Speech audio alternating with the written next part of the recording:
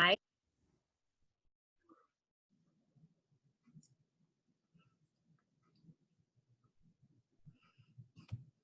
Okay, I'm truly excited to announce that Dr. Beharry works here at Ashford University with us, and she's been in the field of early childhood education for over 20 years.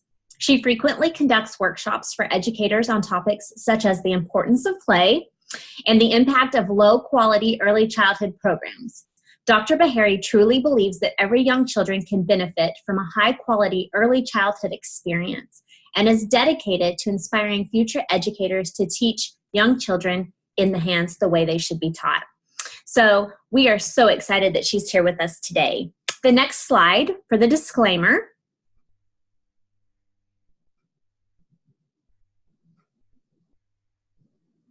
States that an online degree from Ashford University does not lead to immediate teacher licensure in any state, and I will give you a few minutes to read through that.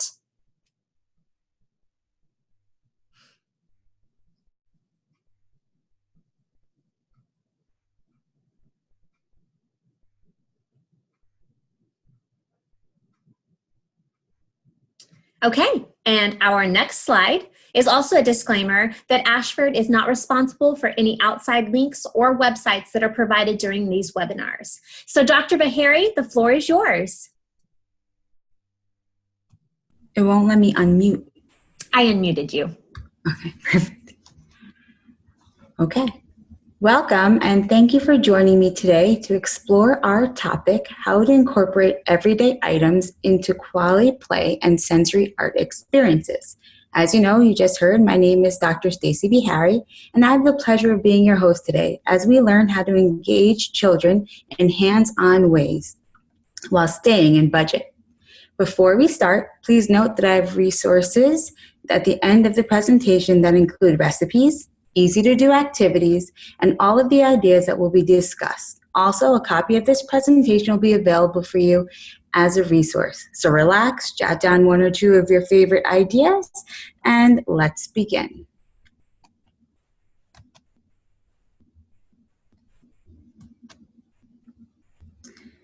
Before we get into the activities, it's important that we answer a few questions. So question 1.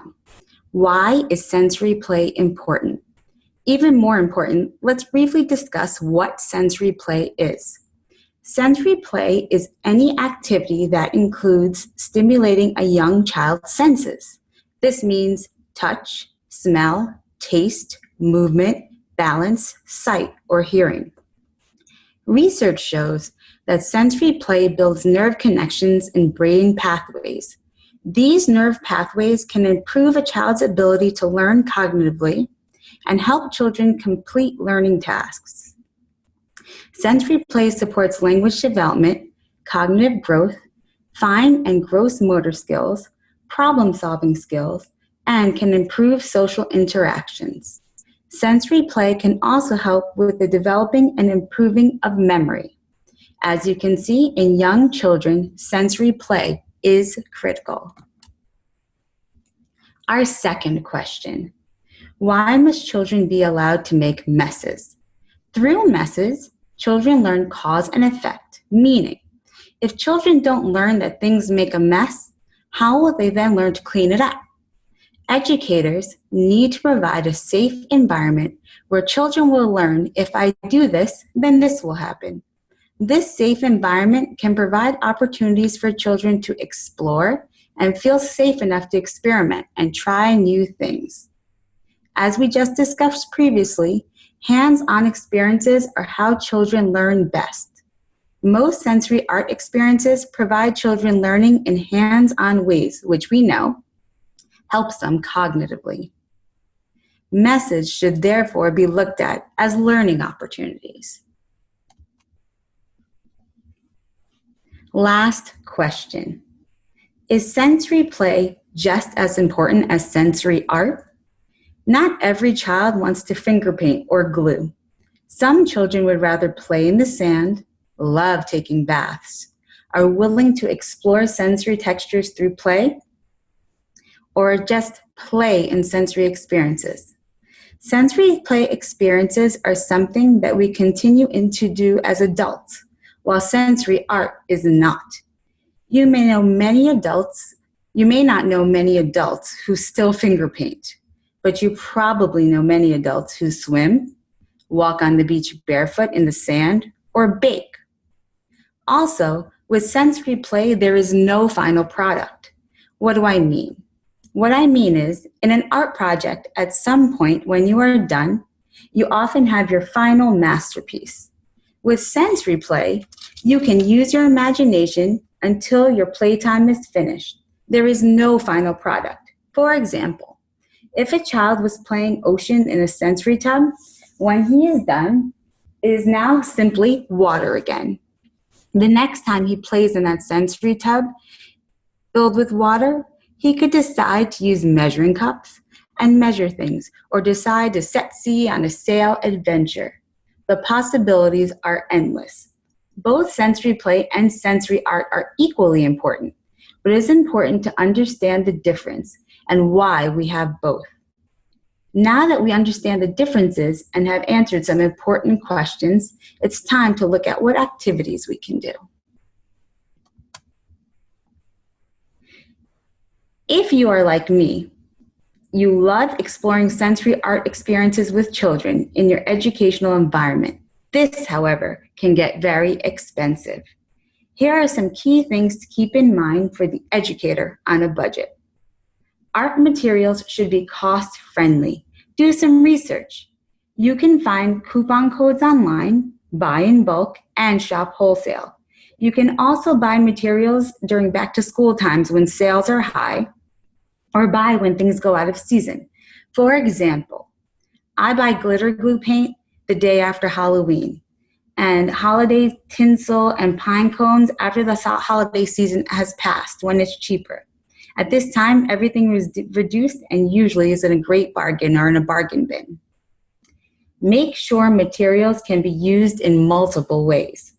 When I buy paint, I buy the primary colors only, red, blue, yellow, as well as sometimes I get black and white.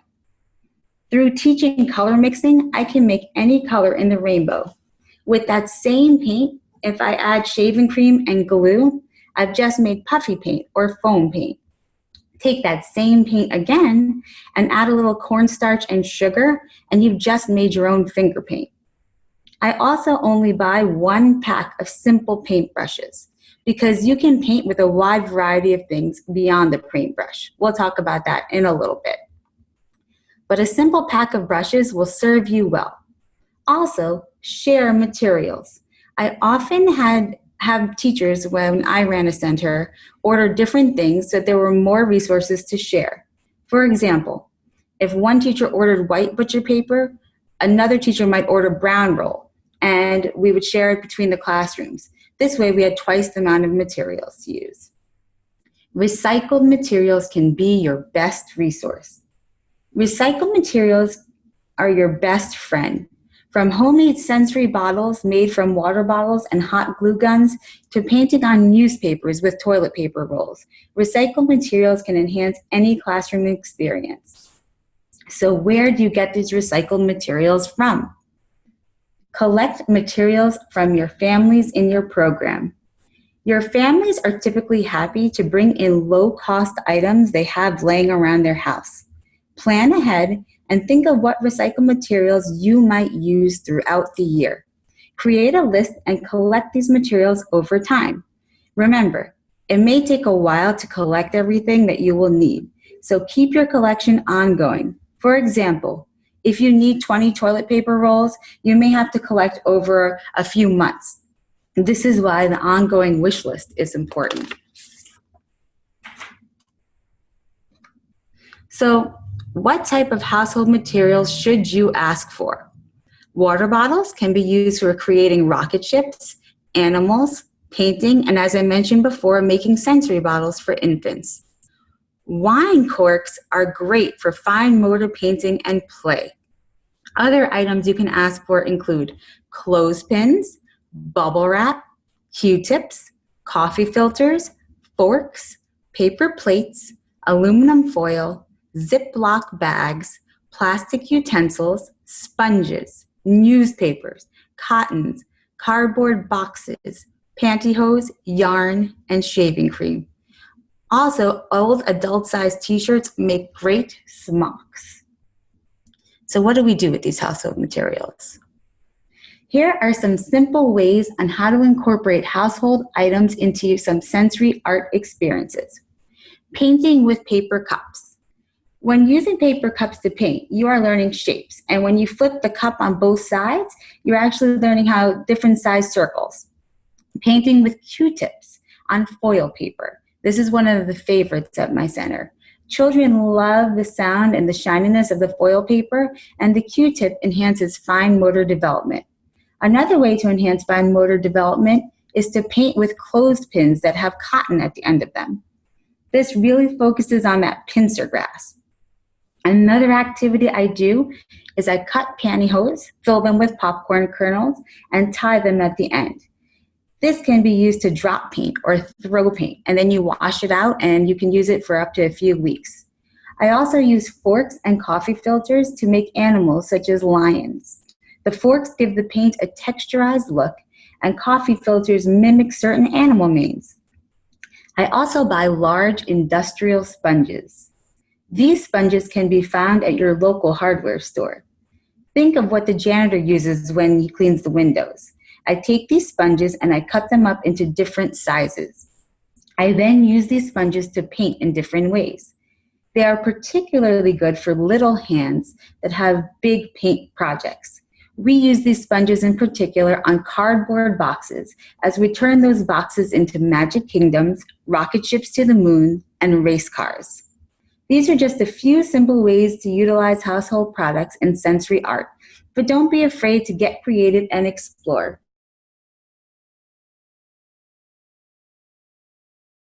From sensory painting to sensory play.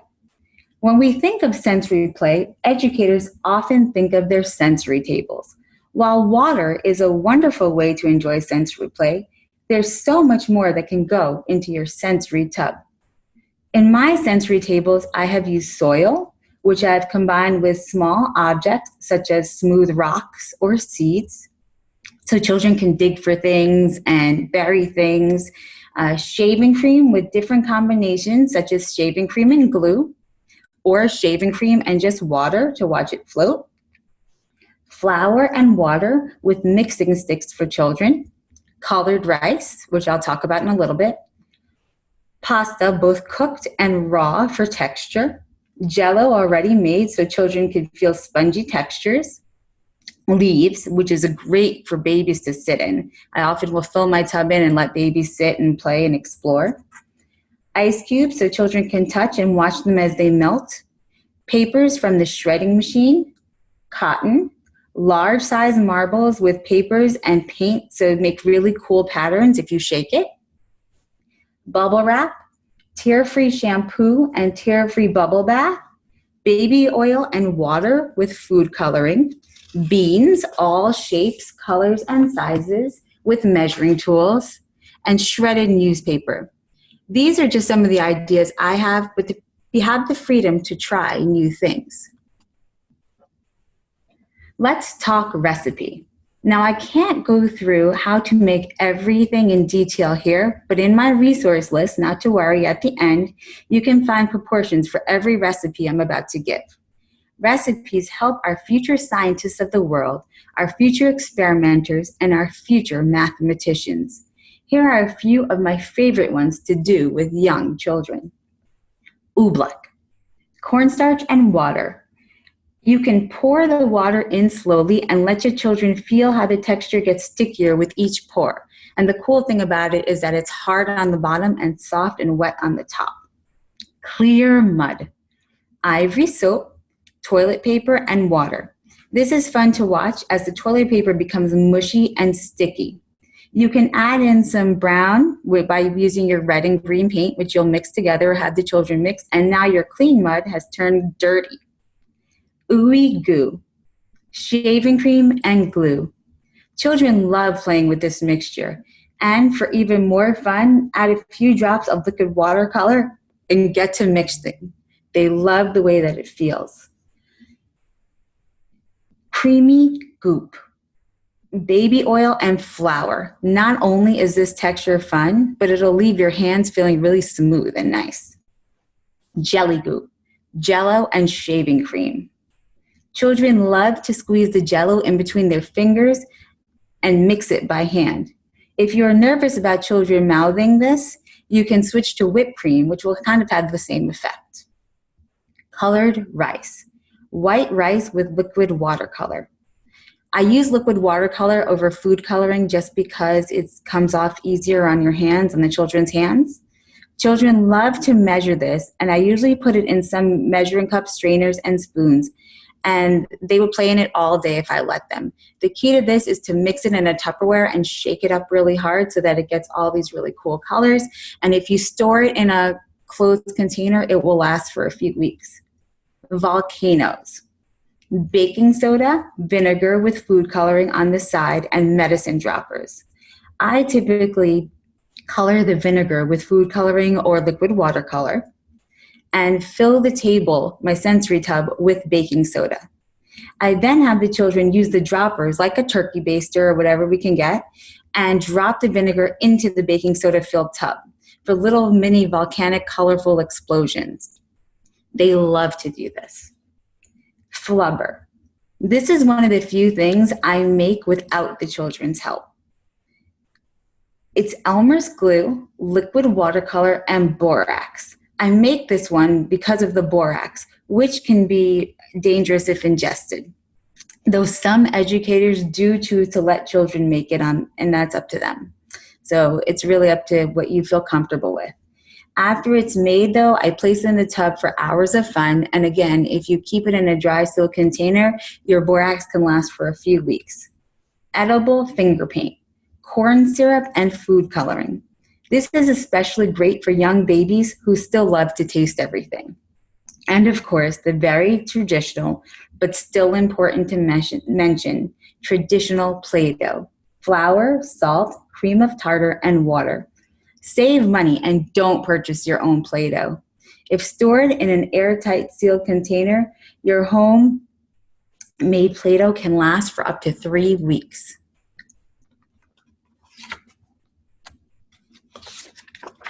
Again, these are a few of my favorite recipes, but this can be overwhelming.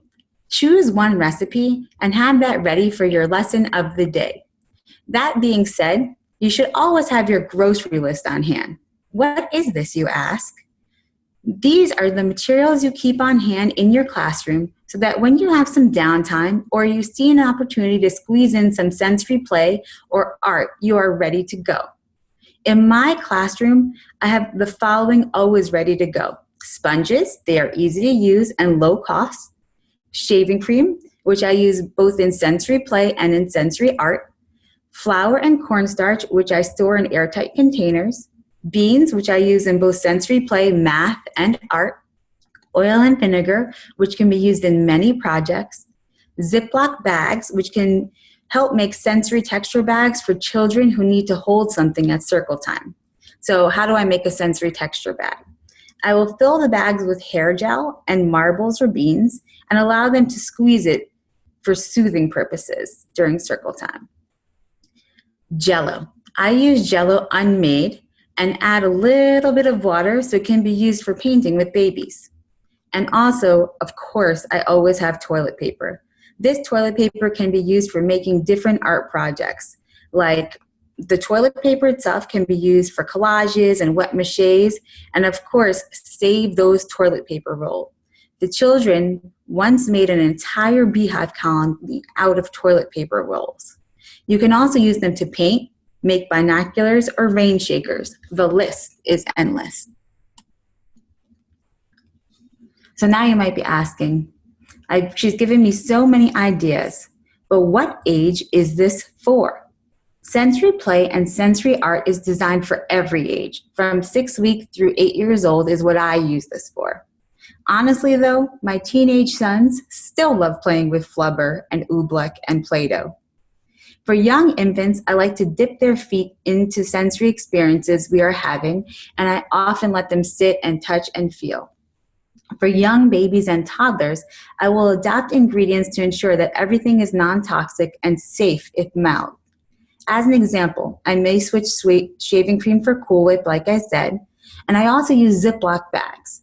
I place large Ziploc bags on the floor with different textures and tape them down to the floor. Then I allow the babies to mash it with their hands or their feet. This is a safe way for them to enjoy sensory experiences like mixing colors and also feeling different textures. The point is, don't shy away from sensory experiences because you think they are too little. With a few adaptations, sensory experiences can be for everyone. So what happens if a child doesn't want to participate? It is important to note that children like to get their not all children like to get their hands dirty or like to touch textured things. This could be for a wide variety of reasons. Some children are scared of new things. Some children have been trained to stay clean, and it may just be a part of their personality for some. I had a child once who hated to wash her hands, so she would not participate in anything that got her hands dirty. For these children, it is important that you respect boundaries, but still include them in sensory experiences. Always have tools like popsicle sticks, spoons, gloves, and again, those trusty Ziploc bags available. This way, they can participate without having to touch. I also have baby wipes present for children who want to wipe their hands the second they get dirty. If you provide young children with outlets to feel safe, they will become willing to explore. If they refuse one day, always remember to offer that choice again another day. Children grow and change rapidly, and because a child didn't want to participate in a sensory activity one day, that doesn't mean that they never will.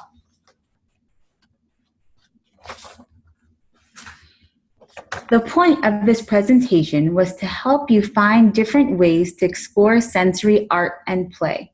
There are a few important things I would like you to keep in mind when planning for sensory art and play. Number 1, plan ahead. Have your ingredients and materials on hand and ready to go. Number 2, set up your environment. I can't tell you how important this is. Clean up is easy if you are prepared. When I'm going to do something particularly messy, I always have a cleanup plan in place. I place a painter's tarp that you can go get at your local hardware store again for big messy items. I also have yoga mats placed under my sensory tables to help catch dirt. I have baby wipes and smocks on hand for a quick cleanup before we get to the sink. I use paper tablecloths or even butcher paper on my table so that I can clean up my table easily when art is done. These little tips can help you not get overwhelmed by the mess. Number 3, take the challenge. I challenge you today to empty out your pretend foods in the kitchen and replace them with cotton balls, pom-poms, yarn, sticks, and then observe how the children will play. Put something in your sensory table that you never tried before and see if the children engage. Use some recycled materials and create some new art. Think outside the box, and if it doesn't work, it's okay. Just try something else. Most important, don't be afraid to make messes. Remember, children learn through hands-on messy experiences. The next time you see the children start to get messy, think, I'm creating young thinkers here and teaching them in hands-on ways. I've provided some resources for you that contain all the recipes that I've spoken about today, as well as even more ideas for you to utilize in your educational environment. Lisa Murphy's The Ooey Gooey Handbook is a strong resource for science-based learning and child exploration. Treasure Baskets and Beyond focuses on how to incorporate natural materials into your educational environment through sensory play. Let's Get Messy provides an in-depth look on how to provide sensory experiences for infants and toddlers in fun but safe ways. These are books that I encourage anyone who is interested in sensory play just to take a look at. I would like to thank you for joining me today. I hope that you learned a little bit or a lot about sensory play and have gained some new ideas and are ready to have fun, messy, hands-on experiences in your educational environment.